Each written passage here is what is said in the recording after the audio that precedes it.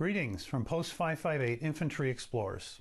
I am CW2 Juan Carlos Gonzalez, and I am the Post 558 Executive Officer and Committee Chair.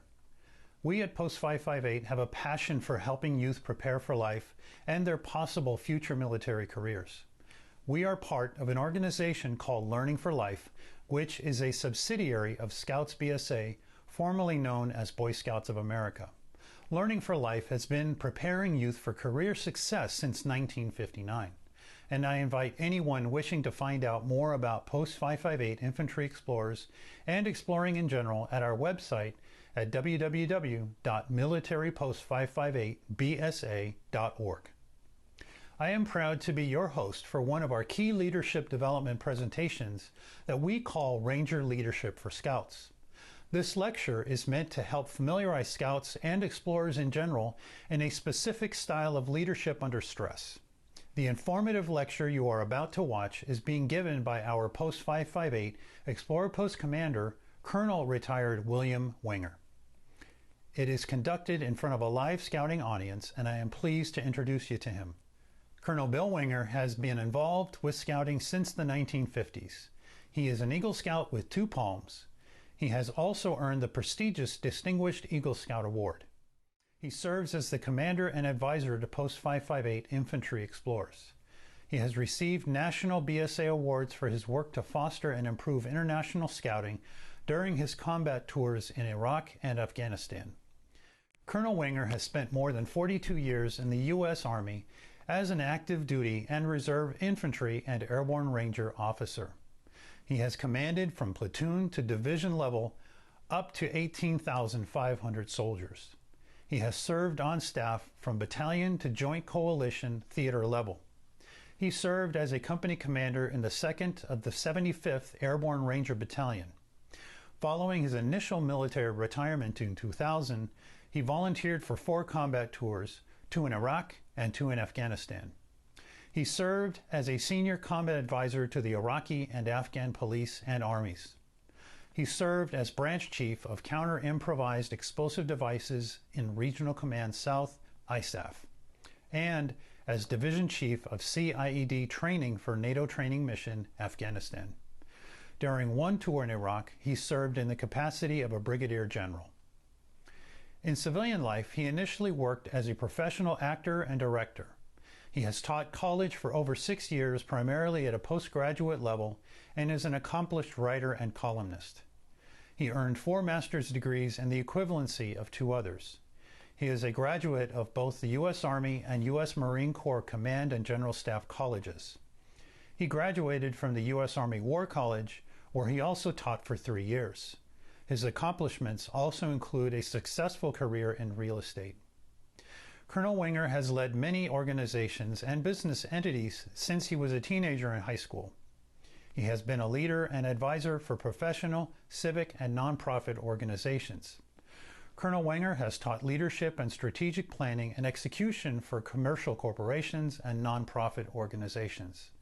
He has provided advice to our nation's military and to the police and militaries of other foreign nations during his service career. He is a U.S. Army Reserve Ambassador for California. He serves in leadership positions for a wide variety of service and philanthropic organizations locally, nationally, and internationally. As a Special Reserve Police Officer, Colonel Wenger taught leadership based on the West Point model to police officers of the Los Angeles Police Department. Please accept my personal thanks in advance for agreeing to watch the following lecture presentation. We hope you will enjoy Colonel Wenger's wisdom just as we do at Post 558 Infantry Explorers. If you are interested in attending a live version of the Ranger Leadership for Scouts lecture, please contact us through our website. Now, on to the lecture we call Ranger Leadership for Scouts.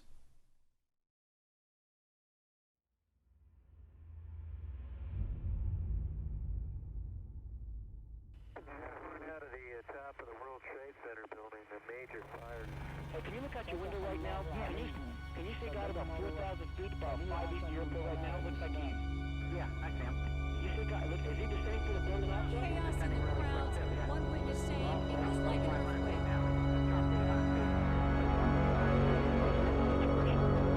A man named Sergeant Powell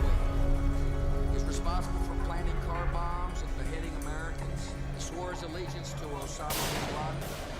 Our troops will defeat Zarqawi and his like overseas in Iraq so we do not have to face them here at home.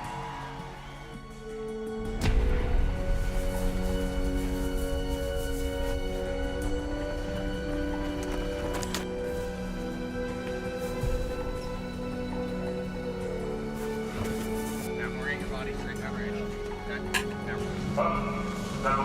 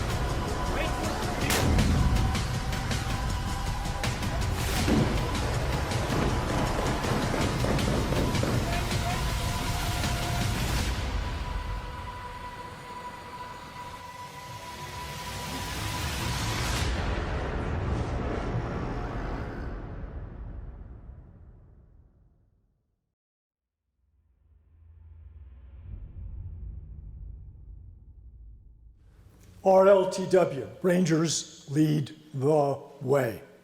Good morning. Good morning. Let's try it again. Good morning. Good morning. That's better. Thank you all for coming out on this foggy morning and being here with us while Cadet Caballas gets the, I think it's Sergeant Caballas, gets the PowerPoint set up for us. I want to ask you again, even though, and thank you, Juan, for the gracious introduction. I want to ask you again, how many of you have taken a leadership course in scouting? Good. How many of you have taken a leadership course in business or in school or in other institutions? Good. We have a point of reference. How many of you are currently or have served in a leadership position? Most of you, that's excellent. Again, we have a good, frame of reference. We're going to talk about Ranger leadership, but we're also going to talk about basic leadership, and we're going to talk about Scout leadership. Let me give you a little perspective on Rangers. Obviously, you can see that Ranger training is tough. We're going to talk more about Ranger training a little later on in the lecture and what it means to be a Ranger. We also know, as you can see if you look closely at the images of the Rangers in those pictures, most of them, Scouts and Junior ROTC, are not much older than you are. The average age of a combat soldier currently is about 28. In the Civil War, it was 25. In World War I, II, and Vietnam, it was somewhere between 20 and 25. Infantry soldiers, the guys who are the trigger pullers, the guys on the front lines, and in fact, most of the members of the armed forces are young. They're in their early 20s. So think what that means to have that responsibility at that age.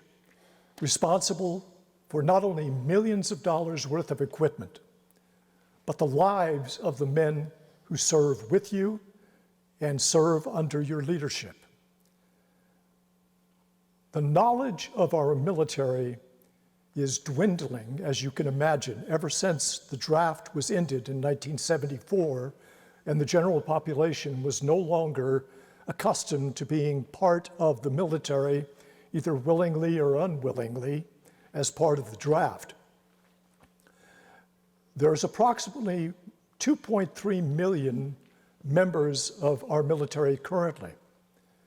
Now, when you think of that as a percentage of our population, that's less than 1% of the population of the United States. Less than 1% currently serve in all branches of the military, to include in the Army about between 900,000 and 1 million soldiers who are active duty, reserve, and National Guard. And of those, only less than 50% are infantry. And of those infantry soldiers, most of them never see combat. Less than 20% of the Army ever sees active combat. And only about 10% of the Army, of the infantry, actually ever sees the enemy or engages the enemy. So the number of soldiers in the general infantry who actually pull the triggers, engage the enemy, and are fired upon is a very small percentage. Most of those in the infantry who engage the enemy are in special operations. That means special forces, Rangers, and for the other services, Marine Recon, Navy SEALs, pararescue in the Air Force, and those are the predominant individuals who are engaged in combat. To give you some idea of Rangers, there are about 3,600 Rangers assigned to the Ranger Regiment, the 75th Ranger Regiment where I was assigned.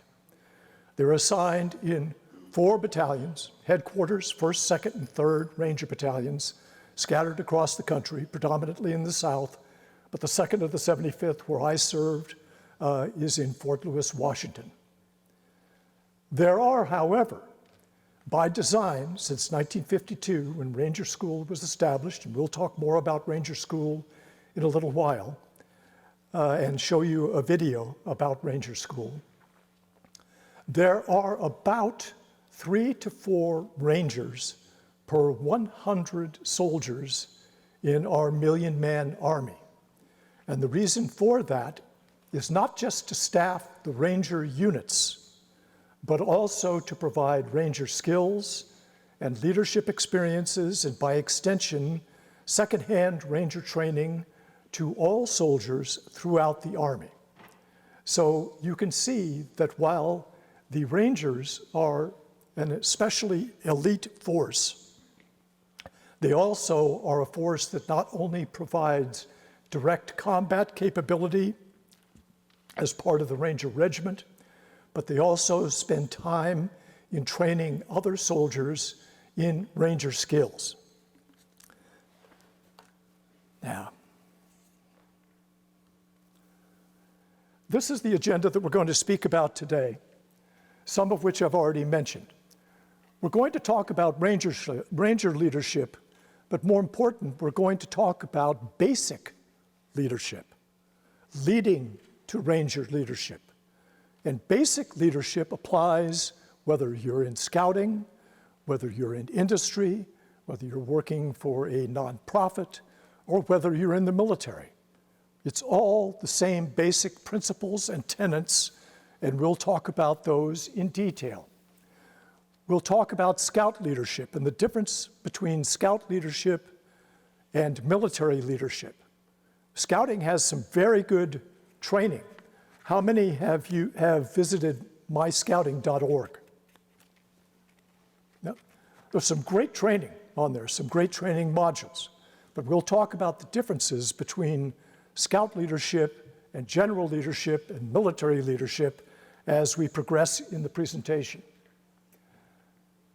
You're going to help define leadership, and we'll talk about some of those definitions. We're going to discuss whether or not leadership can be taught. As I mentioned, we're going to talk about leadership traits and leadership principles.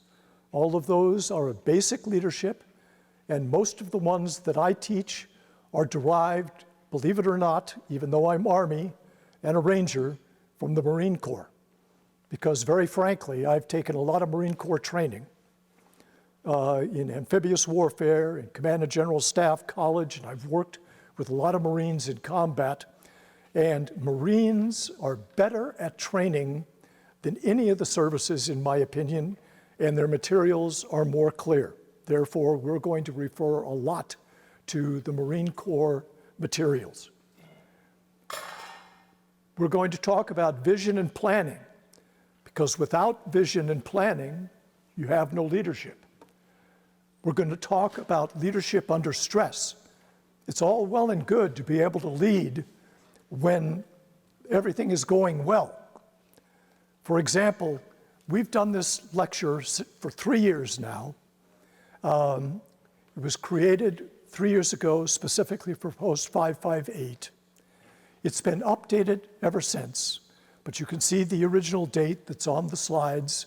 That's when we started the presentation for Post 558, but it's been taught probably a dozen times, both at military scouting experience and to other scout outings and endeavors, and also to other youth groups around the country. And it's been generally pretty well received, and I hope that you all will enjoy it today. But it has been updated consistently during those times. Again, we're going to talk about leadership under stressful conditions. And can you imagine any condition more stressful than combat when somebody's shooting at you? I doubt it. We're going to talk about the differences between leadership under the stress that you generally experience as a civilian and stress in combat. And what does that actually mean?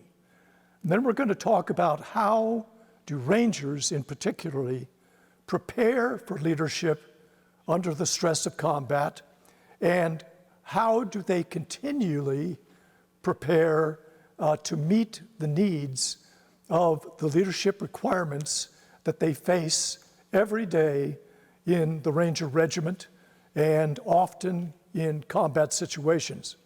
Let me just give you a little perspective.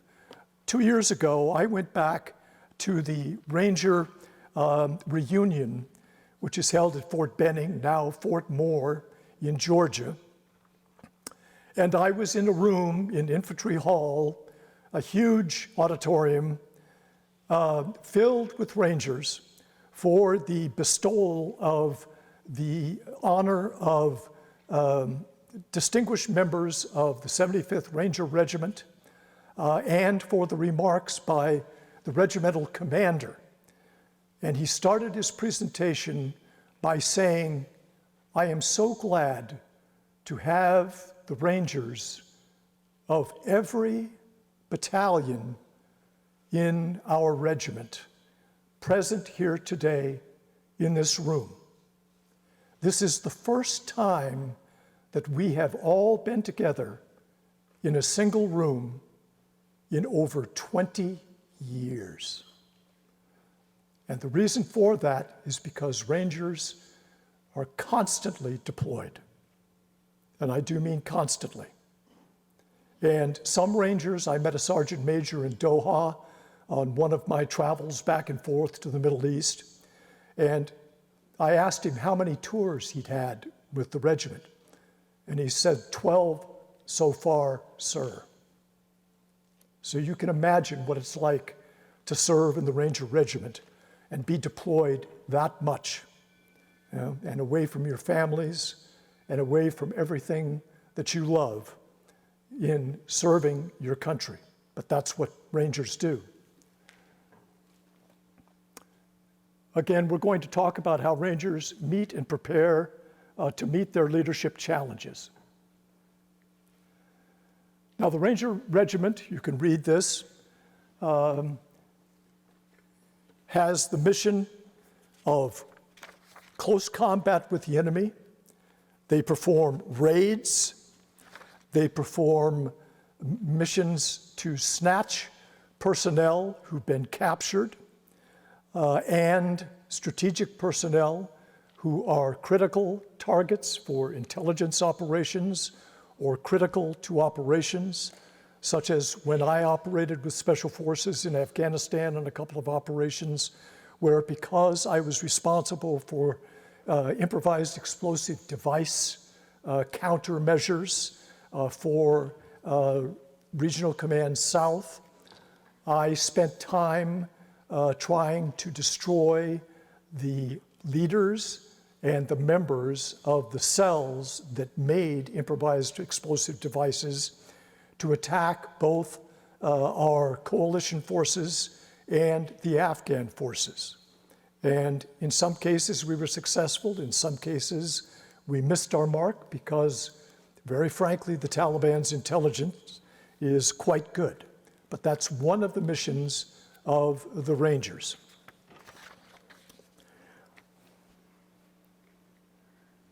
Now we're going to talk about Ranger School.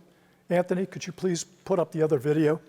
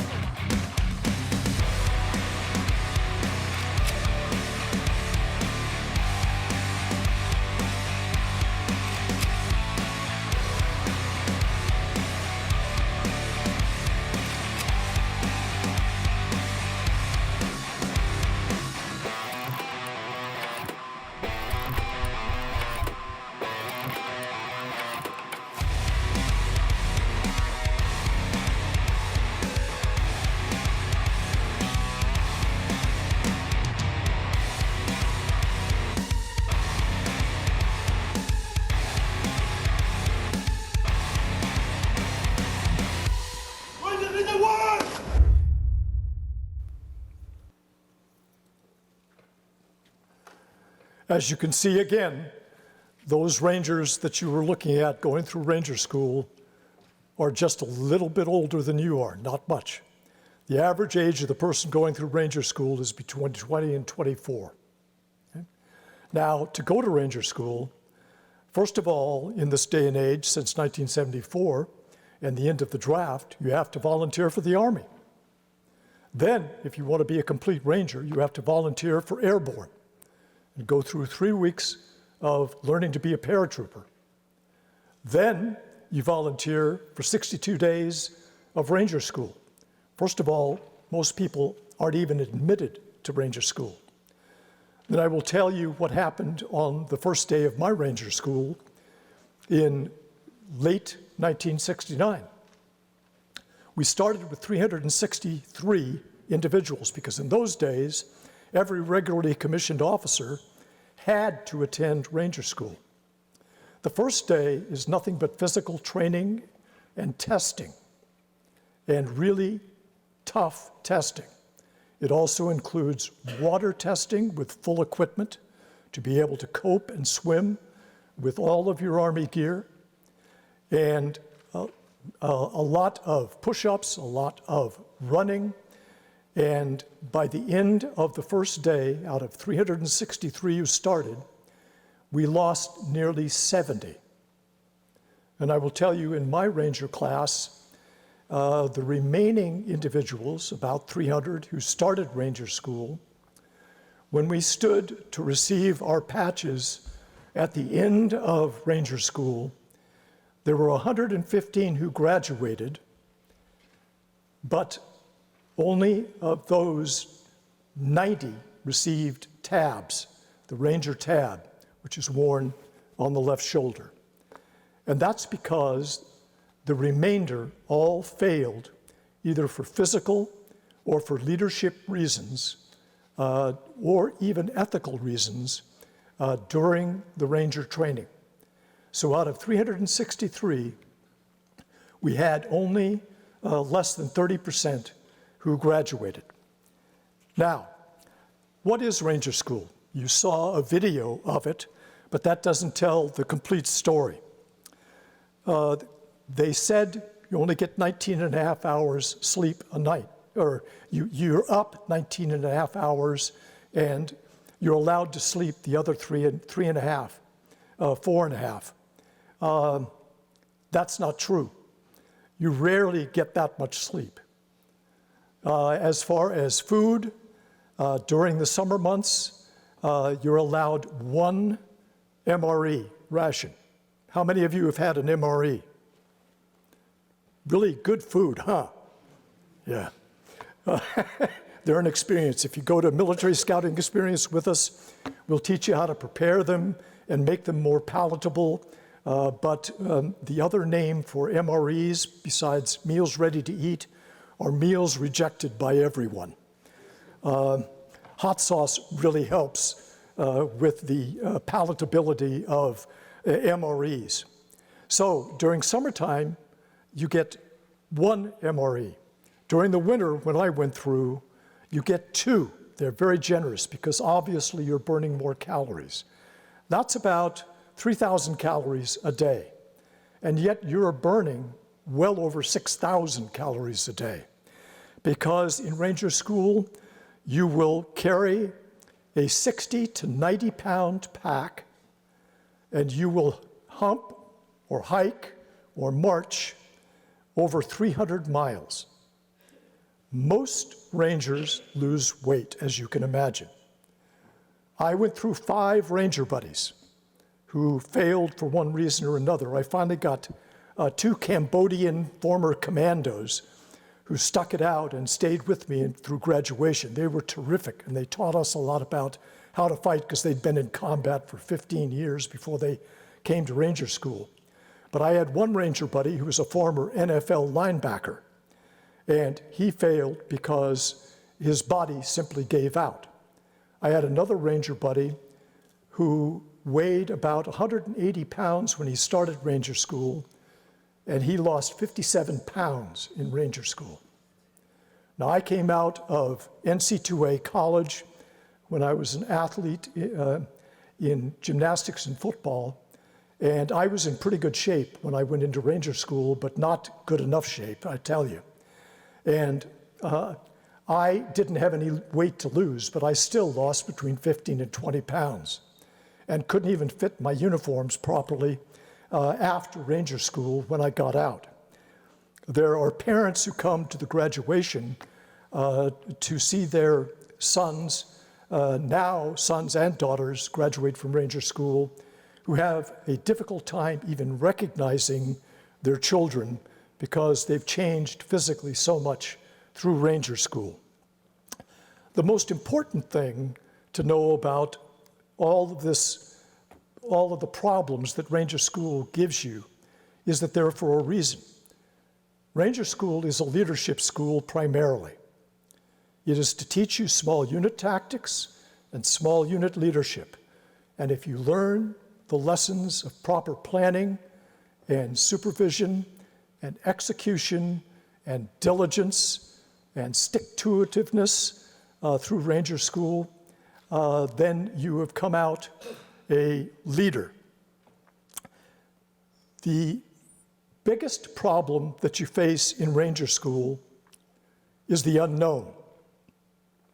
Now, why are you subjected to the unknown? Why are you not told what's going to happen next? Why are you not told what's going to happen in the next 20 minutes, let alone the next 24 hours? It's to put you under stress. There is nothing more stressful than not knowing what's going to happen next, particularly in a life and death situation. And you still have to perform competently as a soldier, as a ranger, and most important, as a leader. Leadership positions in Ranger School are rotated on a regular basis, and you must pass the majority, if not all, of your leadership to succeed in Ranger School. I was fortunate enough that I got through 3 leadership positions in my earlier days in Ranger School, and I thought, well, I'm done, because a lot of my peers had not had leadership experiences and were not tested in that manner. So I thought, well, you know, I'm not going to have to do any more leadership testing. I'm not going to be called to be the patrol leader or the assistant patrol leader. Well, let me tell you, as we got up to the full-sized platoon and platoon plus leadership experiences in Eglin Air Force Base in Florida, I got 2 more patrols. I was just astonished that I was tapped to be the leader for parts of those patrols. And fortunately, I was able to pass those as well, just by the skin of my teeth, I will tell you. It's a real challenge. So you will understand as we go through the explanation of the leadership traits and principles and leadership under stress, that not knowing what's going to happen next, particularly in situations where somebody is trying to kill you, is going to test you personally to the nth degree, and it's going to test your capability to be a competent leader and to lead those who are subordinate to you.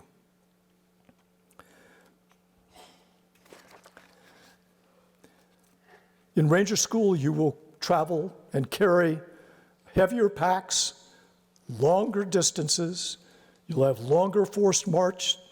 You will have very strict high-end task training.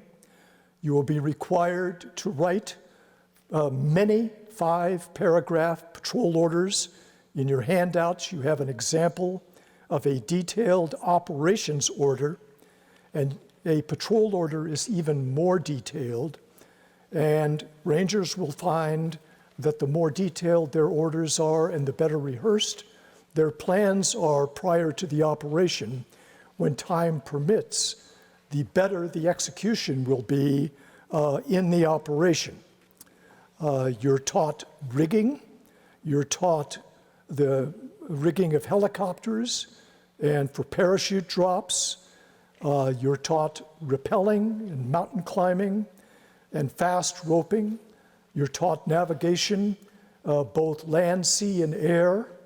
And this is all because the Rangers have to operate in any sort of environment, whether it be the Arctic or the jungles of Panama or Vietnam or Africa or the deserts of Iraq and Afghanistan, where I saw the temperatures over 140 degrees when we were fully combat loaded with over 60 pounds of gear and about 800 rounds of ammo. Now we're going to talk about scout leadership.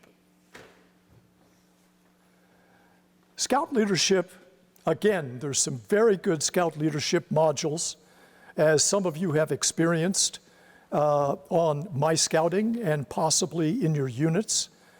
But scout leadership is predominantly situational. What I mean by that is it's geared for senior patrol leaders,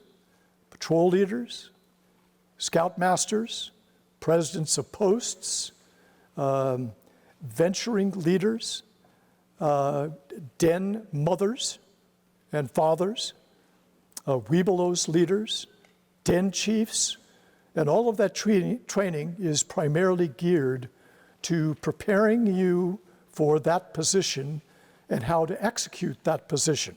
Again, it's very good training, but it is not generalized training, as we will talk about a bit later on today. The subjects that are covered in scout leadership, you can see here on the board. Is everybody able to read the slide? Okay, good. Because I'm not going to read the slides to you, right? If anybody wants these slides later on, I can send them to you if you want to refer to them. Again, a lot of the scout training is situational. You talk about activities, standards for those activities, and facilitation, and of course, youth safety is paramount.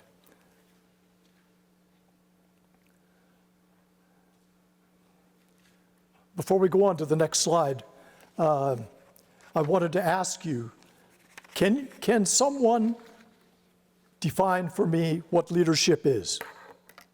Anybody want to take a stab at it? Raise your hand, please. Come on, somebody speak up. Go ahead. Loud. Leadership is the ability to teach others so they can handle what you taught them on their own. That's very good. You're exactly right. It's facilitating leadership and capability in others. You're right. Who else wants to venture a definition? Yes, sir. I would think to inspire and motivate to action. Absolutely. And would you need a vision in order to inspire someone? Absolutely. Would you need to communicate that vision? Sure you would. Anyone else? Yes, ma'am. Louder, please. I would say leadership is setting a good example for your group, because as a group you have to all improve and always try to do your best, because if one fails, you all fail. Another good point. The Army, for more than 20 years, has taught leadership on a model called be, know, do. And we will talk about that a little bit later in the presentation. But you've got to be a leader, and you've got to want to be a leader. You've got to know your job as a leader. But as important, and perhaps more important, you need to know everyone else's job. Okay? And you need to be able to do that job, and you need to be able to mentor others in how to do their jobs and facilitate their capability in that. And you need to lead from the front. That's the do. You have to be with your soldiers, scouts, whoever you're leading, and show them that you're willing to do the same tasks that you're asking of them. We'll talk more about that in a moment.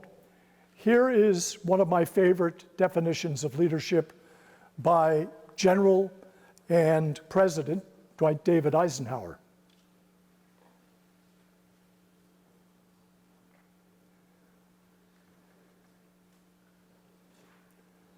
pretty much encapsulates it, doesn't it? Let's look at some other definitions. First of all, there's a big dispute about a manager. Is a manager a leader, or is a leader a manager? For me, and it's a personal preference, is that you manage things and you lead people. Also, as this definition says, you know, a manager does things, a manager does the right things. A leader does things right. Okay? Again, lead by doing and showing your followers that you're willing to do everything that you're asking them to do. So you lead by leading from the front and by demonstrating that you know what the task is and that you're willing to put yourself out there to lead. And for me, I've always believed in the collective intellect. I don't believe I'm the smartest guy in the room. Never have.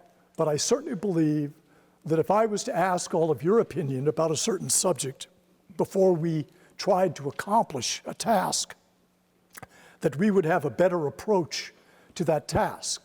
That's not to say that you can always take the time to achieve a consensus approach to every activity.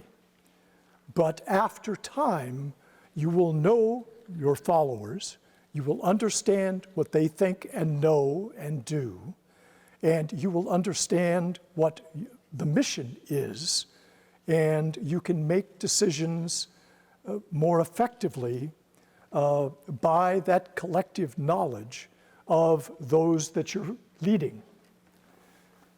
And I love the last one. 2 rules of leadership: don't be stupid and don't be a jerk. You know, obviously show consideration for those you lead, and treat them with respect. Now, this begins to talk about whether or not leaders can be trained or whether leaders are only born into leadership positions. Some individuals are born with leadership qualities.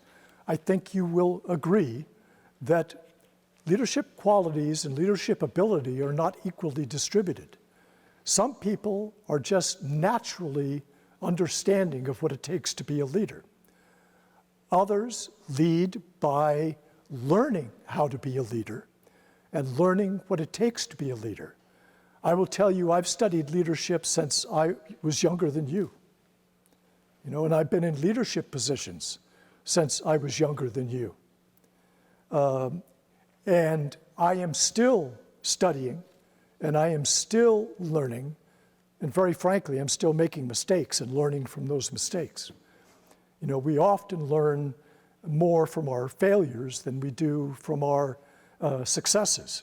And there's a good book by Dan Bongino you may have heard about now called Failure.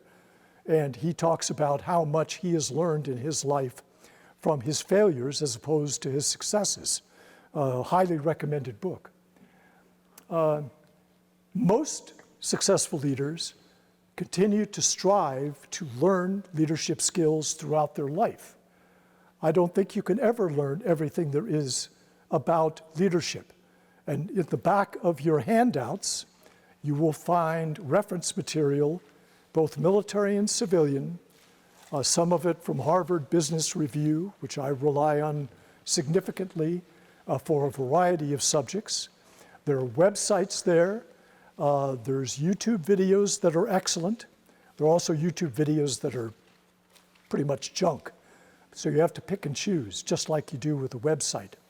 But generally speaking, there is some very good material out there that you can get at no cost off the web. And I've just given you a few examples of it in the materials that I have provided to you in your handouts.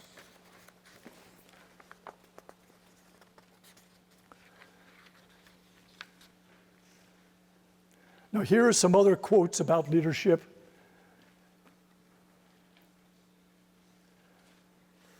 Note this one about leaders don't set out to be leaders, they set out to make a difference. Selfless leadership.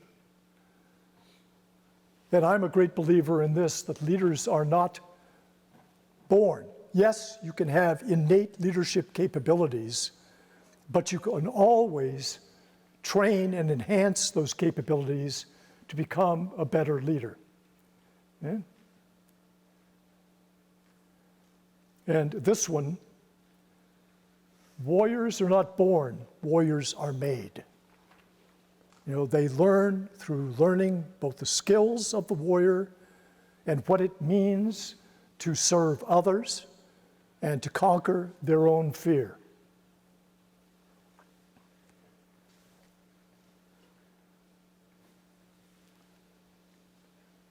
Sorry, it skipped. All right, now we're going to talk about leadership traits and leadership principles. And again, these are derived primarily from the Marine Corps, some of them from the Army, some of them from Rangers specifically, but they are all tailored to scouting to the extent possible, and I think that you will find them quite relatable. Here's a list of the leadership traits.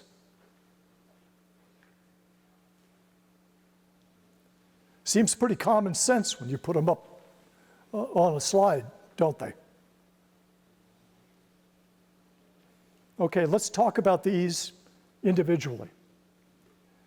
Justice.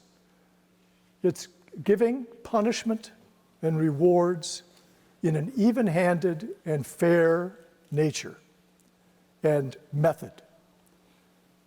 You all must have heard at some point that if you're going to chastise someone for something they did incorrectly or a problem that they caused, you take them aside and you do so in private. You don't do it in front of the group. You don't humiliate them. You don't belittle them. But the flip side of that is that if someone has done something well, then what you want to do is to praise them in front of the group, to show how well they did, and to show the group what success looks like. Yeah?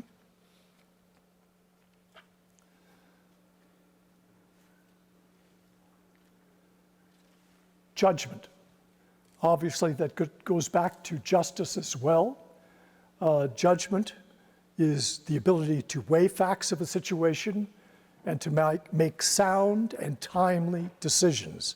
And we will talk a bit about how that is done in a military context and how it can be done in almost any leadership context by using a tried and true system for evaluating the situation, evaluating what needs to be done, and then moving forward to accomplish that task while constantly reviewing your efforts so that you can adjust what you're doing for success. Decisiveness. A good decision made now is better than a perfect decision executed a week later. This is particularly true in combat, and this was an adage that George Patton used to say frequently. If you properly assess a situation, you properly evaluate the situation, and you then make a timely decision, you will be more effective in accomplishing your goal than if you piddle around, digest every single bit of information, and then wait for 3 days, a week, 2 weeks to make a decision. Can I have everybody just stand up right now, please?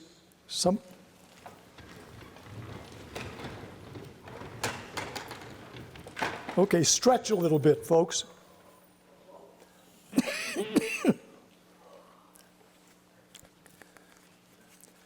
Okay, we'll get a break in just a short time. Okay, please take your seats.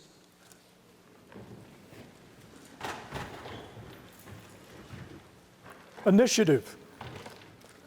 Don't always wait to be asked to do something.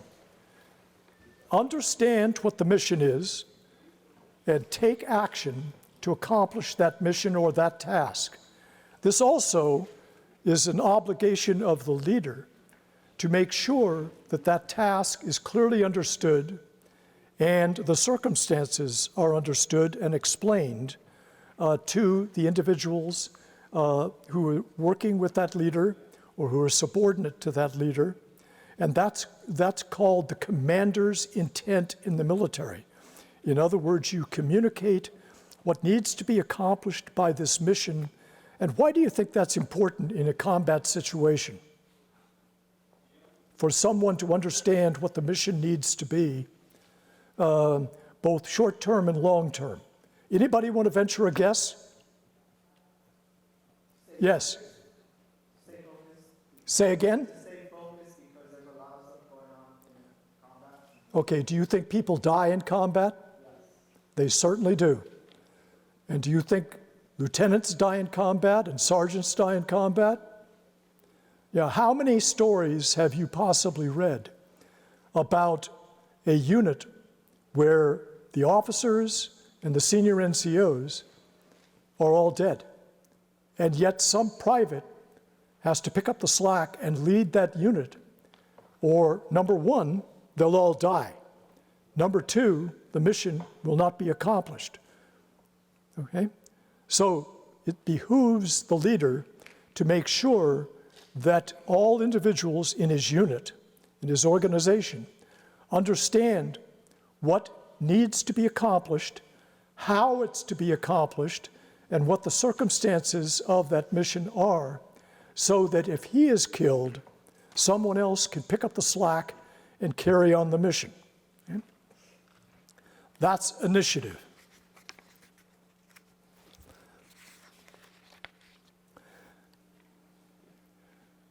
Dependability. You know, always be prepared to serve and to serve the mission and to serve your unit and to perform your duty no matter what the circumstances. Tact, and I love this one. Tact is critical for a leader. But look at the definition by Winston Churchill. Tact is the ability to tell someone to go to hell in such a way that they look forward to the trip. I love that definition.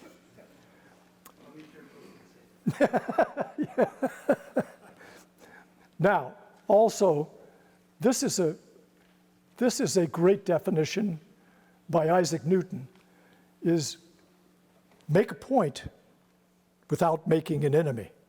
This is not always easy to do, and it takes practice, and it takes training, and it takes thought. You know, so again, before you order your people to do something, or in a civilian context, request them to do something, make sure that you are presenting it in a manner that is as inoffensive as possible and does not offend anyone in the unit. Okay?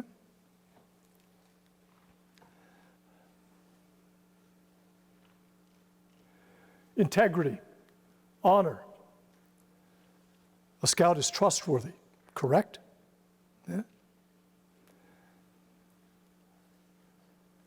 When you say that you're going to do something, you do it.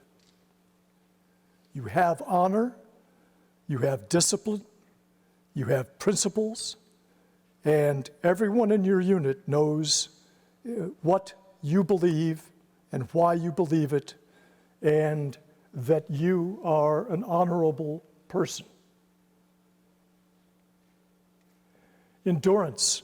You can see from the videos that I've shown you, both of the Ranger Regiment and of Ranger School, that obviously, if you're not up to the physical challenges of the tasks at hand in a combat unit, you will never succeed. This is also true in a civilian capacity.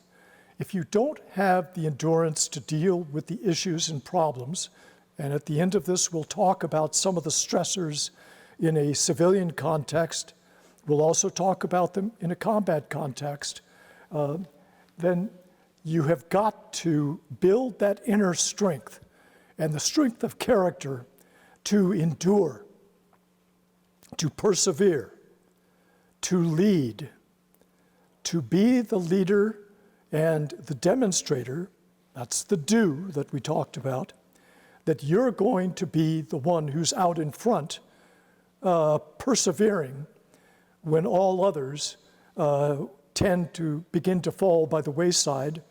And by your example, you can show them that they can carry on as well as you can. Bearing. You want to look your best. All of you came here looking sharp. You know, although I have seen some scouts, and unfortunately recently, who did not take pride in the way they appeared, did not set the example. And as a leader, you want to be the most perfect in the way you present yourself, the way you carry yourself, and the way your uniform looks, because you are setting the example for your subordinates. Unselfishness. Obviously, others before self. You can't be a leader if what you're doing is for yourself. You know, it's for others, it's for the organization, it's for the mission, it's for God and country. Again, go back to basic scouting. Okay?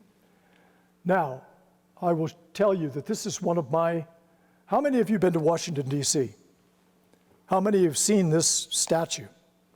This is probably my favorite statue in all of Washington because it portrays the selfless duty and the caring of 3 nurses with fatalities not only in their arms, but more coming in by medevac helicopter. And I will tell you, in Iraq, night after night, I watched medevac helicopters flying in with casualties into the green zone. You know, it's just horrifying at times to think of the numbers of casualties. But this statue is, again, one of my very favorites for that reason.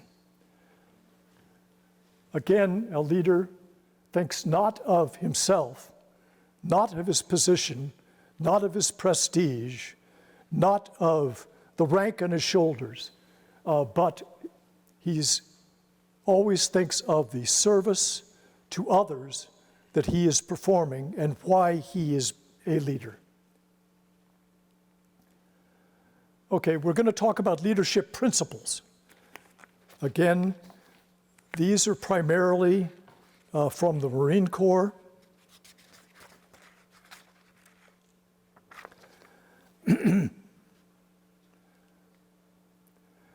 You have to know yourself. You have to constantly work to improve yourself and seek constantly self-improvement. I will tell you that when I was as young as some of you in the front row, I started to keep a journal.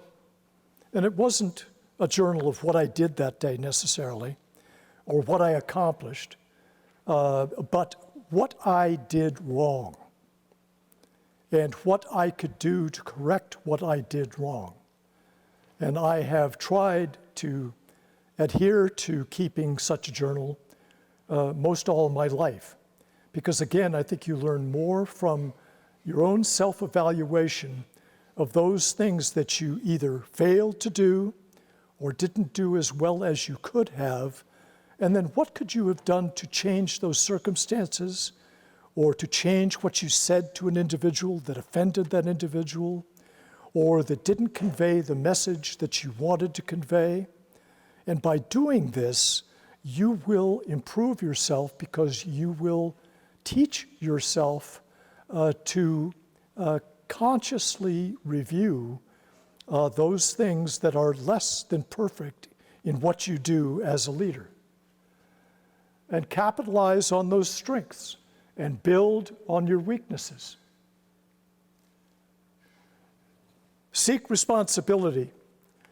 There's an adage in a great book that's referenced in your handouts by a man by the name of Robert Wess, W-E-S-S, and it's called Leadership Secrets of Attila the Hun. Now, they're really not leadership secrets given by Attila the Hun, but what they are is a very short, highly readable book of adages which teach you a great deal about the very basics of leadership in a simple, digestible way. And one of the things that he said that struck me so much, and it's so very true, is you gotta wanna be a leader. You can never be a leader unless you want to step up and take on that responsibility. And you're willing to address that responsibility every single day that you're in that position, and take it conscientiously as a duty to others, and to learn from your mistakes, and to persevere through that effort. You gotta wanna be a leader. You know, you have to have the courage of your convictions, but that comes by a long evaluation of what your convictions are. And I will tell you, some of the very best convictions that I learned were learned as a scout. The Scout Oath and Law. You know, there can't be a better guide to me than the Scout Oath and Law. Yeah? And if you look at the content of the Scout Oath and Law, what does it all boil down to? A very simple rule. It's called the Golden Rule. Do unto others as you would have them do unto you. If we can think of that one item as a leader, one idea, then we will be much more successful leaders by following the Golden Rule and everything that is derived from the Golden Rule, such as the Scout Oath and Law. It's not easy. We're not always, certainly I'm not always able to do so perfectly. Certainly I fail at times, but I learn from those failures. I try to understand why I made those failures and try to move on to be a better leader as a result of those failures. Make sound and timely decisions. We've talked about this before. A good decision now, reasonably considered, is better than a perfect decision a week or two later. Make a decision, but make a decision based on a reasonable assessment of the situation, the mission, and the resources at hand, particularly the time that you have to accomplish that mission. And we'll talk more about that in a minute. And communicate. We talked about communication as an essential fact of leadership. If you do not properly and clearly communicate, you will never be able to successfully lead. And it's an interesting thing that was discovered by Baron von Steuben in the Revolutionary War. How many of you know who Baron von Steuben was? Yeah? Essentially, he created and trained the Revolutionary Continental Army, then to become the Army of the United States for George Washington at Valley Forge. And as a result, he learned that unlike a European soldier who you can simply order to do something, an American is too gall-darn independent. You often have to explain to that American why they're doing something, what the purpose of the mission is, and what their involvement is in that mission, or they simply won't do it, or they won't do it well. So it's something always to keep in mind. It's something in our innate, independent American psyche that has persevered for more than 240 years. Set the example. Anybody know what this picture is of? Yes. Speak up. To the unknown soldier, guard. It's the old guard, the 3rd Infantry Division soldier. He's probably, again, just a few years older than you are, who has worked tirelessly to be accepted as a member of that guard and is standing his post in a driving snowstorm. And I'll tell you a story about the old guard. There was a Force 5 hurricane a few years back that came through Washington, D.C. And the command of the Army came to the commander of the 3rd Infantry Division in the Old Guard at Arlington and said, you need to get your soldiers under cover because this hurricane is a killer. You know, they could die walking their post. To a man, those soldiers said, I will not quit my post. Those we are guarding gave so much more than we could ever give. I will not quit my post. We will stand watch. And this is an example. Maintain your professional appearance. We've talked about that before. Be optimistic. In order to be a leader, you got to be a cheerleader sometimes. You really do. You've got to be the most enthusiastic one about what needs to be done, what the mission is, how it's going to be accomplished. Because if you're not enthusiastic, your followers will not be. Master your emotions. Gets back to the principles of leadership and the traits. You know, be decisive, but be reasonable. Be judgmental, but be just. Have the conviction of your beliefs and master your emotions. It doesn't do any good to blow up in front of somebody and be overtly mad at them. It's self-defeating and it's mission-defeating. And learn how to delegate. Share the workload with your subordinates, but prepare them to share that workload. Know your scouts. In the military sense, know your soldiers and know what their conditions are. Share those conditions with them and support them and see to their welfare. I will tell you an old adage in the military that some of you probably well know, is that the very last person in a 750-man infantry battalion or a 3,000-man brigade to eat is the commanding officer. Everyone goes through the chow line before he does. Everyone eats before he does. And everyone sleeps before he does. Yeah? Yeah.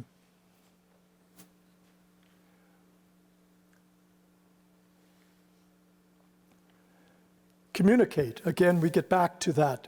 To be a good leader, you must communicate. You must explain, as we've said, to the American soldier or the American employee why they're doing something, what the value of the task and mission is, and how they're to accomplish their tasks. Stop rumors, they're destructive. Be sure to tell them the truth as you know it, and tell them if you don't have 100% of the truth, that you will provide them with what you know as soon as you know it. And keep them informed. You know, bring them up to date whenever possible on circumstances that are going to impact their ability to perform their mission, and what will impact them personally. Work as a team. Train and work as a team. Everyone understands their role and should be trained in their role, and that everyone is appreciated in what they do as a leader and a member of their team. Ensure the tasks are understood. Again, communicate. Encourage scouts to ask questions and do your best to answer those questions. If you can't get an immediate answer, tell them that you'll find out and get back to them. Occasionally question your subordinates to find out if they really understood what you told them. And oftentimes you will find out that what you told them wasn't as clear as you thought it was, and you need to clarify what you said. Always inspect. I said, nothing ever gets done that the leader doesn't inspect, another old adage of the military. Be careful, be just, be considerate in the way you supervise and the way you communicate. Develop a sense of responsibility so that scouts can take their own initiative to accomplish goals. Explain to your subordinates not how to do it, but explain why they're to do it, and to mentor them in their task if that is needed. Also, to provide them with the resources they need in order to accomplish their tasks.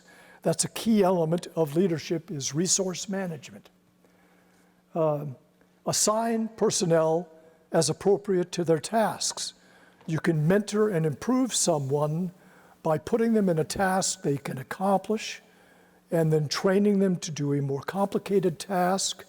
And the reverse of that is that you don't frustrate that individual by putting them in over their heads in a task they're not able to yet accomplish. You could train them to accomplish it, but that takes time.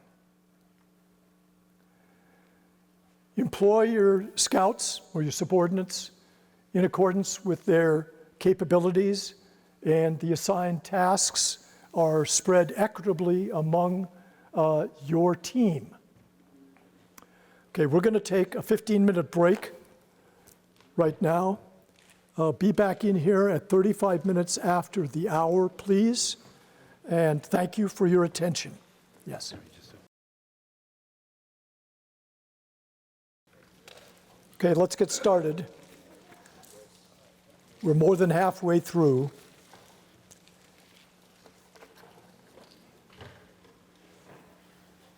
Okay, a leader has to have a plan.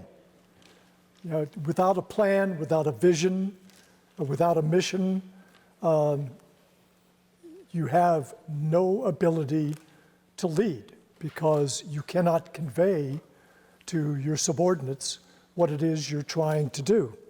So it means that the leader has got to develop his vision of the organization, his plan for moving the organization forward, and the methods by doing so. But in order to do that, you have to assess what it is, the current status of the organization, the current needs of the organization, the resources at hand, and again, where do you want to take the organization and why?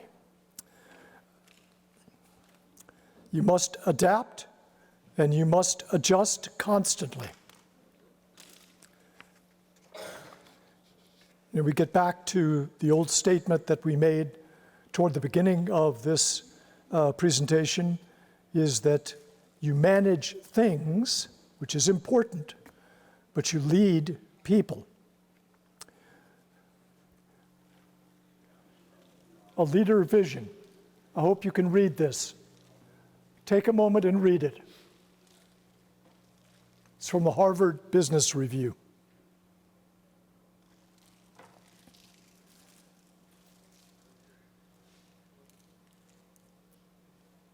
This applies to any form of organization, whether it be military, civilian, nonprofit, any organization.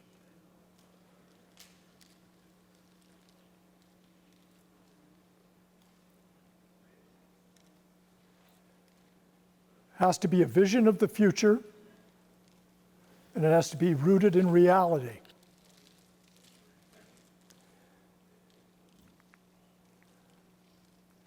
Whoops, sorry. And it has to be constructive change.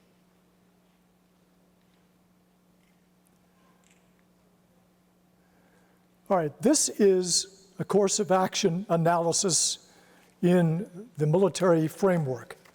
It is a good, solid method to assess a situation, determine what needs to be done, determine how it is to be done, to evaluate those courses of action or methods to get to an objective,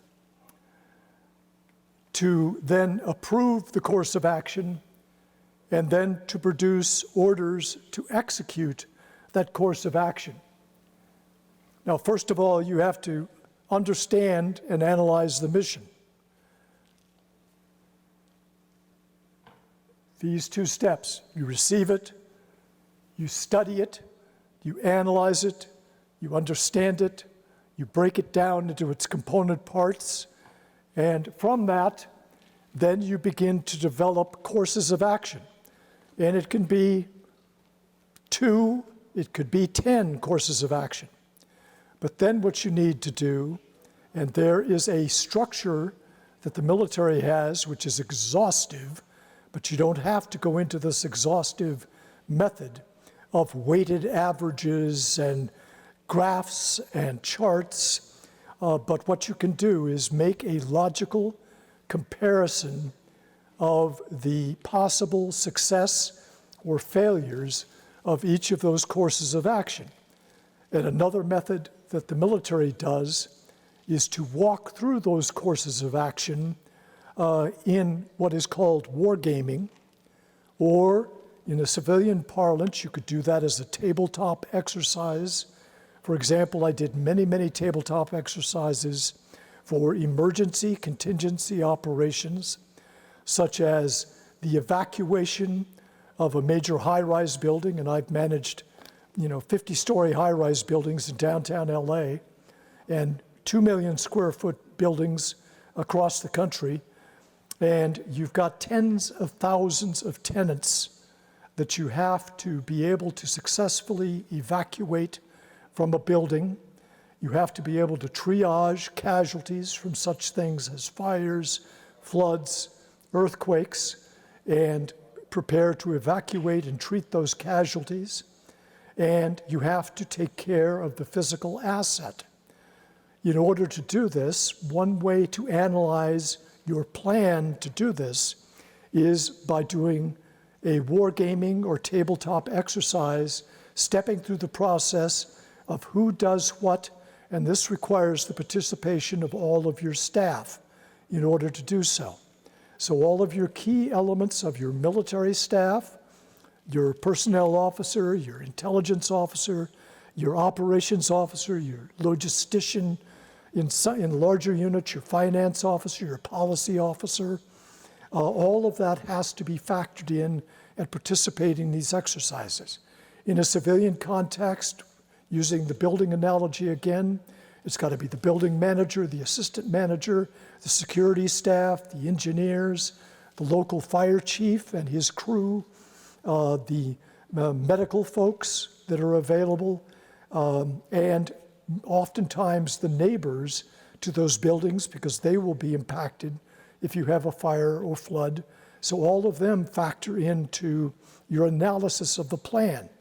Once you've analyzed and selected the plan that you think is the most logical, then you have to approve that plan. And after approving that plan, you've got to create the logical orders. One way to do it is to use the 5-paragraph field order that I've given you in your handouts. That's one method of a plan. There are many FEMA versions of emergency action plans that you can use for emergency planning. And there are other plans that you can derive from websites to help you with other tasks, including business improvement, marketing, and public relations. All of that can be obtained through valuable websites at no charge. Here is another version of the same process with a little extra explanation of determine the mission or the objective. What is the problem? What do you need to solve? Analyze that problem. Develop how you're going to solve that problem. What can you do? What can your team do? Analyze what will happen if you follow that course of action. Compare and contrast them, sometimes weighting them against each other in certain factors will help you determine which plan will work best. Determine the course of action that you believe will be the most successful, and then issue the plan and implement it. This is a graph. I'll show you a couple of general strategic planning, which again goes back to the same graph that we just talked about, which is understand the mission or the goal or the problem, understand what you're trying to achieve, create your course of action or your plans or strategies, measure what it means to accomplish this.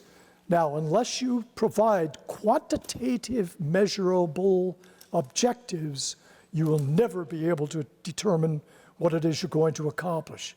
So you always have to boil the plan down to what does it mean to accomplish this strategy?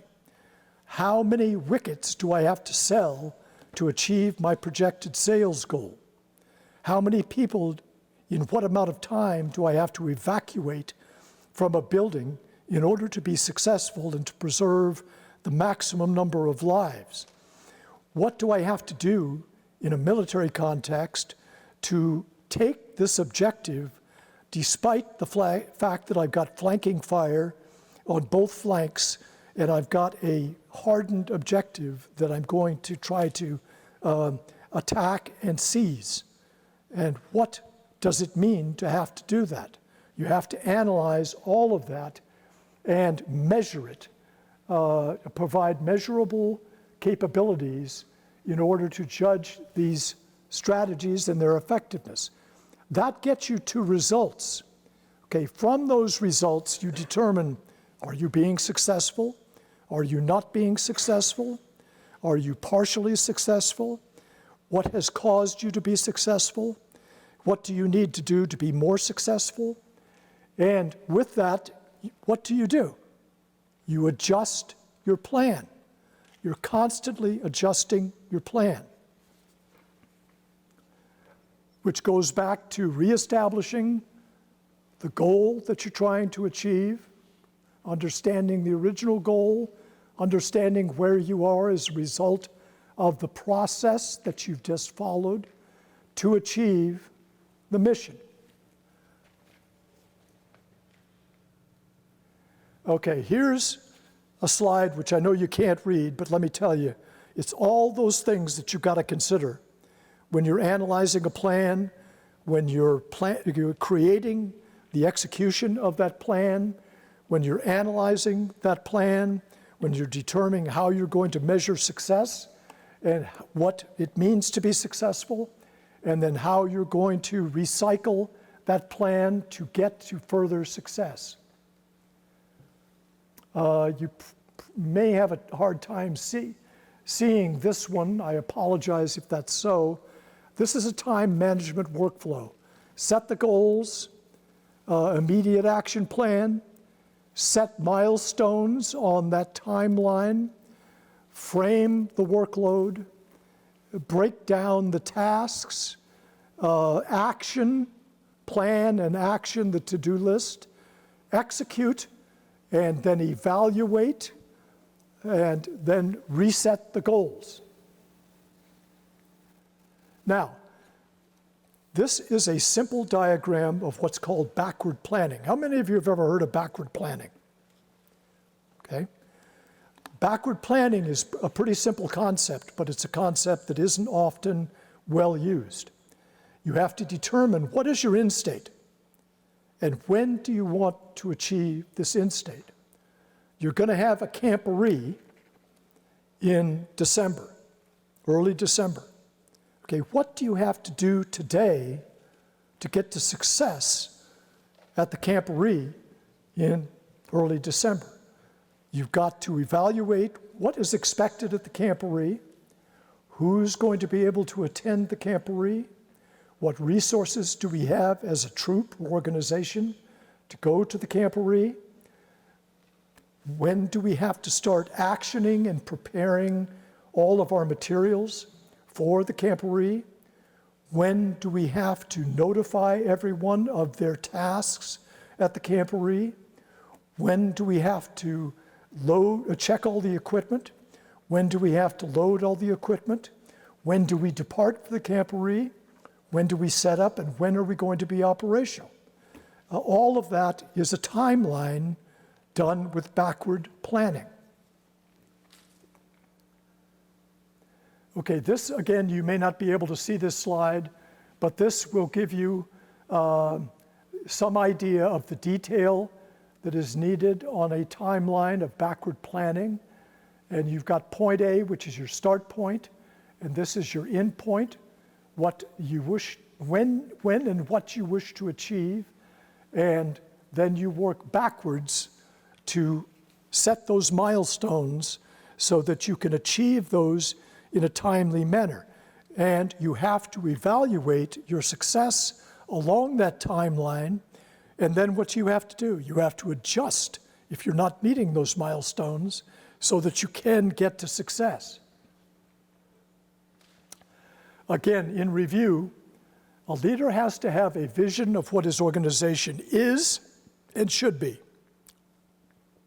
and how he's going to get there. That establishes the mission, which has to be planned and communicated and articulated clearly. Values always factor into the accomplishment of the vision and the mission. If you don't have these values, again, Scout Oath and Law is a good place to start. You will never achieve your mission. Okay, this is a general diagram about leadership. We've talked about communication. We've talked about the principles of leadership. We've talked about leadership traits. We've talked about what it means to be a good leader. We've talked about success and failure of leadership.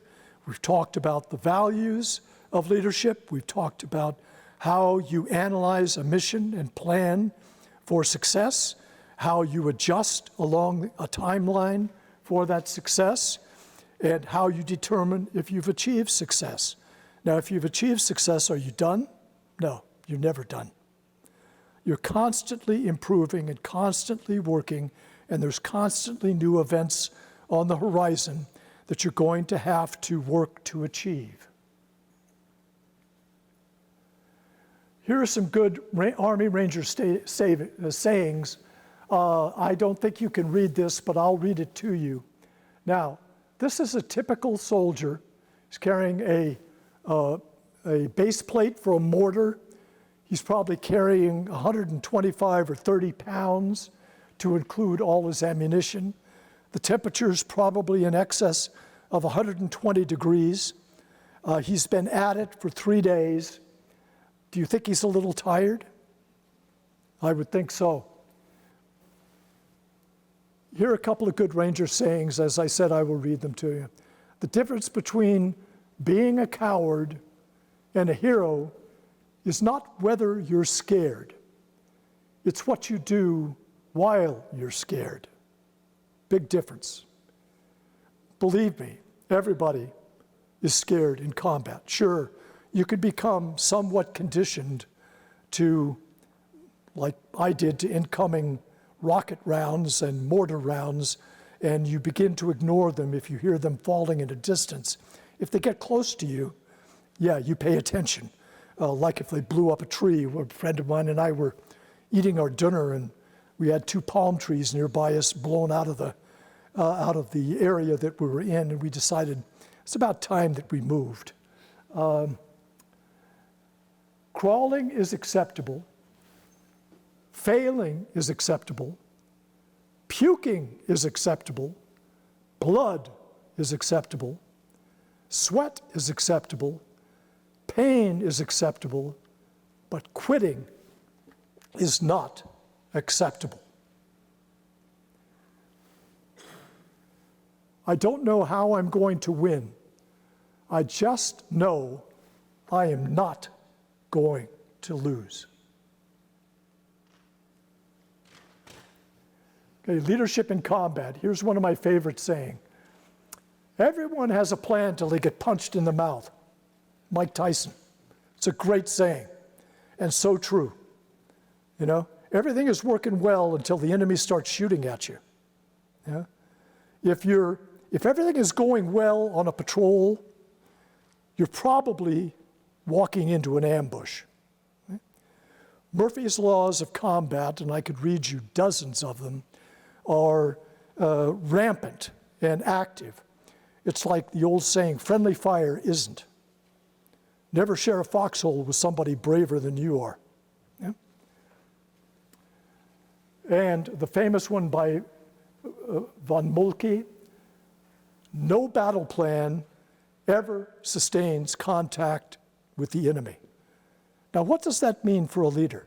It goes back to your ability to plan, to create a course of action, to analyze that course of action, to determine what that course of action should be optimally, to plan, to write the plan for that course of action, and to execute.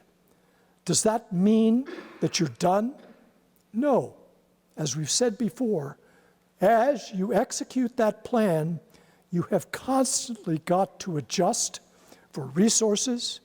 The enemy gets a vote, folks. You know? Whatever you're facing as a civilian, a scout, in a nonprofit circumstance organization, all of that, the circumstances constantly change, and you've constantly got to readjust to meet those changes to achieve success.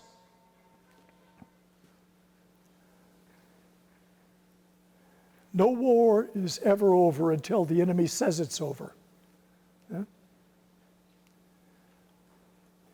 Planning for battle, according to Eisenhower, is absolutely worthless. In other words, everything I've told you about course of action planning, analyzing, judging, determining metrics, writing orders, and executing, according to Eisenhower, it's all bunk. However, if you don't do it, you'll never, ever get to success. In other words, it's the same thing that von Moltke is saying. You can do all the planning you want, but once you're executing, everything will change. So be prepared to adjust and to change. Be flexible.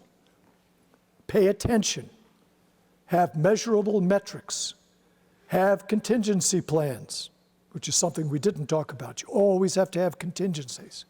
In other words, what are you going to do if plan A fails? You better have a plan B and you better have a plan C. If you don't, you're going to fail 100%. Okay, civilian stress. You've got a handout that outlines a scenario for civilian stress. You've also got this material in your handout of these list of civilian stressors. Civilian stress has a different level of value when it comes to failure or success. Bottom line is, compared to a military context, very, very rarely in a civilian context, unless you're a first responder, is somebody going to die if you make the wrong mistake. In a military context, virtually 100%, if you make the wrong decision, somebody's going to die, and you're responsible.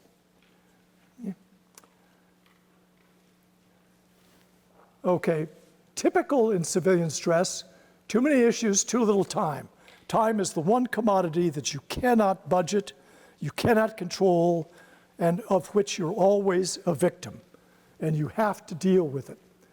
Loss of money, of course, prestige loss, pressure from impersonal relationships, employee turnover, constant, increased recruiting and training costs. Because of employee turnover, it costs you more money to acquire other qualified employees.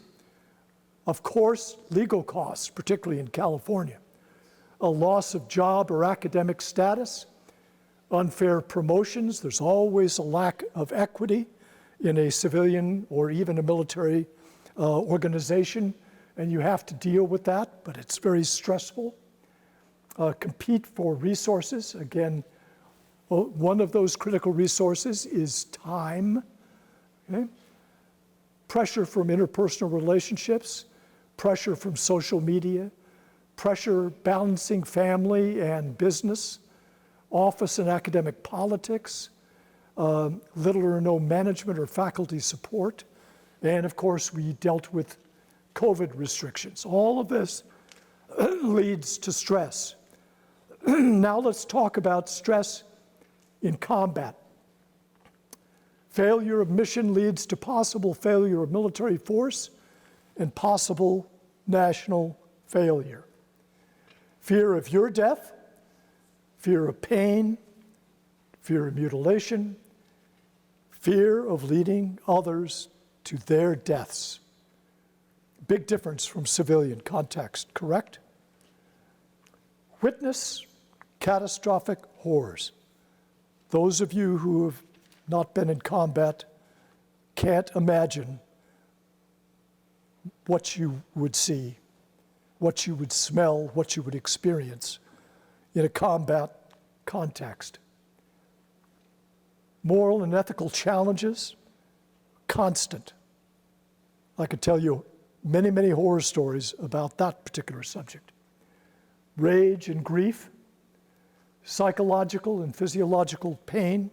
That's why we have so much post-traumatic stress disorder now, is because of what was experienced, particularly in the vast unknown and lack of clarity that exists in fighting terrorism.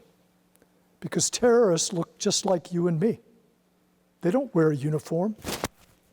Yeah. We wore uniforms. They didn't. So you wouldn't know if the woman coming towards you with a suicide vest was benign or deadly. Big decisions have to be made in a very short amount of time in circumstances like that. Again, offline, I can tell you many, many stories that'll curl your hair about circumstances fighting terrorists. Psychological and physiological pain, always too little resources. There's a saying on one of the slides previously that if you're short of everything except the enemy, you're in combat. Another of Murphy's laws. Little or no time to plan and execute. What I showed you about course of action analysis, order writing, execution, timeline planning, what you learn in the military is you learn in detail. I taught classes to soldiers in the Republic of Georgia, which is on the Black Sea, for 3 years. We took 2 weeks to teach them how to use the course of action planning and how to evaluate courses of action and how to write the orders as a result of that planning. Okay, and then how to have them face circumstances that they had to adjust to. 2 weeks of 8 to 10 hours a day of working this issue and this concept. But what you learn to do is you learn the concept in detail by practicing it, learning it in detail, and then you learn to do it faster and faster and faster, so that in a combat situation, you're able to perform those same functions so rapidly that you can accomplish it in a timely manner to be able to perform what is necessary to accomplish the mission. failure of leadership, yours, those above you, and those subordinate to you. Survivor guilt and self-blame. Combat is predominantly boredom. You ask any combat soldier, 95% of time spent in a combat environment is dull as hell. 5% or less is spent in absolute abject panic and fear. Yeah? The difference between a competent soldier and one who is not going to accomplish his mission is that the downtime, the quote, bored time, is used to train and train constantly, even in a combat environment. And that's what Rangers do and special operators do constantly, so that they are prepared, their equipment is prepared, and they know their battle drills inside and out, so that they're able to execute when the time comes without having to think through everything laboriously. Obviously, there's always the concerns about the home front and the conflicts of being half a world away from your family and friends. Yes, we've said everyone in combat is fearful. Someone who says they are not fearful is, in my opinion, lying. It's just how do you cope with that fear? How do you learn to operate with that fear? Is how you determine who is successful in a combat environment and who is not. You have to prepare constantly. As I've said, even in combat, you continue to train. Think and train for the worst case scenario. Plan A doesn't work, you better have plan B and C, as I've said. Breathe. Take time to calm yourself down and understand what's going on. As one very smart ranger told me, says, don't let your software control your hardware. Well, think about it. Accept that fear is normal. Everybody, as I've said, is fearful. Yes, you can learn to condition yourself to be less fearful in some ways, but fear will always be a factor. Adrenaline pumping will always be a factor. The exhaustion following combat because of adrenaline pumping will always be a factor. So fear is simply part of combat, but you need to be able to cope with the fear, and one of the ways that you do is thorough, constant training. Focus on the mission and not on yourself. Accept that stress is normal. It's all part of life, both in a civilian context and particularly in a military context. You simply have to accept that it's part of life and don't make excuses because it's stressful. What do Rangers and Ranger leaders train to be able to lead in combat? They follow basic principles and traits, which are constantly trained. They have the ethics and integrity to lead. Those are constantly reinforced by proper ethical leadership behavior. They perform battle drills constantly to include in theater of combat. They're constantly training. They delegate well. They understand the capabilities of their subordinates, as we've talked about before, and delegate appropriately and train them to accomplish their mission. Clear, concise communication, constant physical training, constantly review the tasks and the missions, practice decision-making under pressure, practice and maintain focus, practice mission focus over focus on self, practice flexibility in dealing with ambiguity, practice adjusting to new performance and changing circumstances, constantly reassessing and readjusting, and maintain focus on the mission.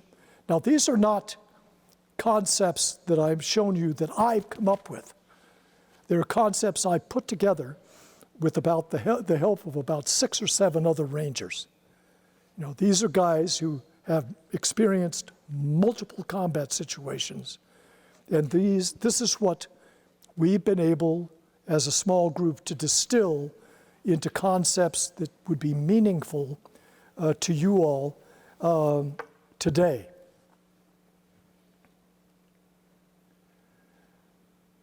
This is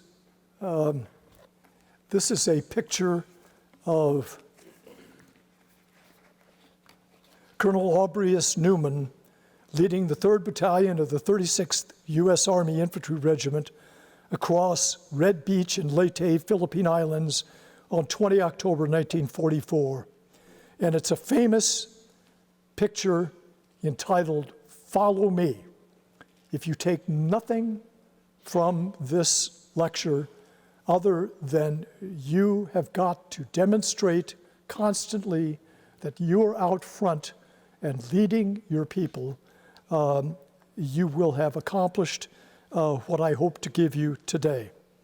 Now let's talk a little bit about the handouts that I've given you.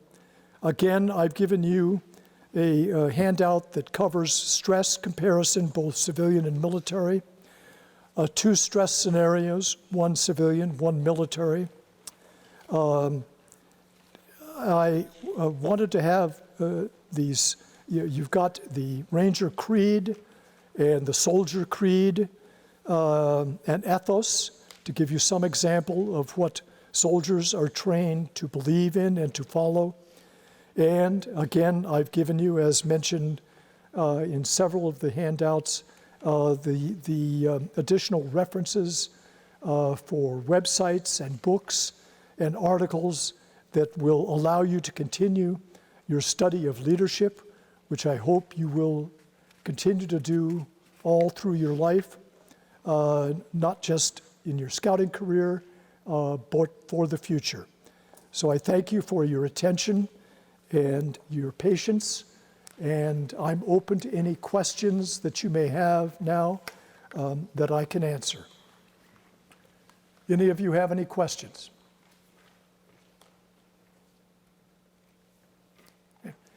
I would also like to take a picture of the group before you all leave. Juan, if we could have someone come up, and if everybody else could get into the picture, please.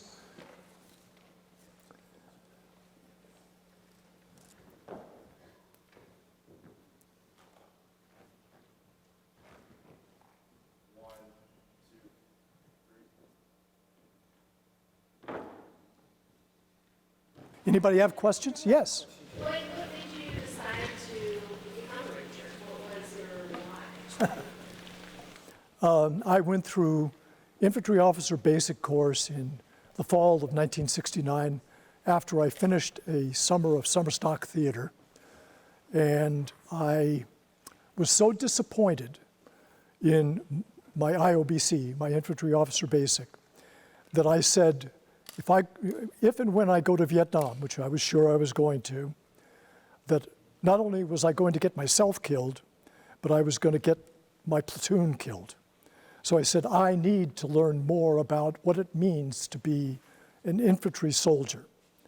So I went to the powers that be and I said, I want to go to Ranger School. And they said, oh, I don't think you could do that, Lieutenant. No. Well, there's one circumstance in which you can do it. And you'd want to go to airborne before that, but that's really tough too. Says you can't do that unless you sign up for another year in the Army. So I signed up for another year, and I told you the story about 60 of my compatriots in Ranger School literally failing the first day. Yeah. So I gave the Army an extra year of my active duty period, which I've had a dozen now, because I wanted to learn how to protect my own soldiers. I wanted to learn how to be an infantry leader. And Ranger School gave me the capability, the confidence, and the tools to do that. Yeah. Other questions? Yes. You would say these standards are consistent as you've developed them, right? Yes. They really don't fluctuate. Well, they're going to fluctuate Well, I by guess my follow-up circumstance. question then is, Yeah, and some are going to be more important at how have you times. survived different administrations, different policies, different politics? Oh, How do you survive that in your position? I got 20 minutes. you and I can talk offline about that, but I don't want to really get into politics with the group. But you have gone through a lot of different attitudes and mandates. I have, and I'm very concerned. I'll just tell you this. I'm extraordinarily concerned about the current status and capability of our armed forces. I've heard that. And while I am very glad that I served and will always be proud that I served, at this point, I would never tell my 2 sons to serve under the current circumstances. But again, you and I could talk offline. Appreciate So, yes. They were giving an introduction. I think I heard that you were also a director and an actor. Yes. Yeah, I worked for 7.5 years I was a member of SAG, AFTRA, Equity. I worked on stage, film, commercials, but that's when I was decades younger. Now, I was a dancer, I was a choreographer, but that was a whole different life. Was that before the military? No, actually, I was a professional dancer before I went into the military while I was going through ROTC. I had to make a decision as to whether I was going to go into special services to be a performer for the military, an entertainer. I actually did a USO tour, believe it or not, before I was on active duty. But then I decided, no, I'm going to go 100 degrees different than what I did as a performer. I want to go to hardcore infantry, to Ranger School. So I'm probably one of the few people that have ballet slippers and tap shoes next to my combat boots. Any other questions? When you were in Ranger School and you felt that physically or mentally that you were at your limit, what is something that you said to yourself or did that gave you the extra push? I can remember being on an ambush in the mountains of Dahlonega, which is the Appalachians, southern end of the Appalachians. And I remember being in a driving snowstorm, being so cold and wet that I thought I was going to die. And I was alone on this ambush site. I mean, there are other Rangers around me, but I was separated from them. And I will tell you, I was crying my eyes out because I was in such distress, pain, and so depressed. But then, somehow, I thought, if these other guys can do it, and I watched a Navy SEAL fail in his patrol, if I can watch all that happen, then I can stick it out. And fortunately, the ambush broke, the tension was broken, I stopped crying and went on with the mission. But yeah, it tries your soul. And I will tell you, I hallucinated, most Rangers do, because of lack of sleep and lack of food. And the one thing that I remember hallucinating about vividly, for some reason, was a Coney Island hot dog on a homemade bun. Why I dreamed of that, I don't know. Because you were hungry. I was very hungry. Yeah, very hungry. Any other questions? Okay, I'd be glad to talk to any of you offline afterward and to take pictures. And I'm sure you've got other questions that you prefer to not ask in front of the group, but I'm going to turn it over to Chief Gonzalez right now. Thank you very much, sir. We have a round of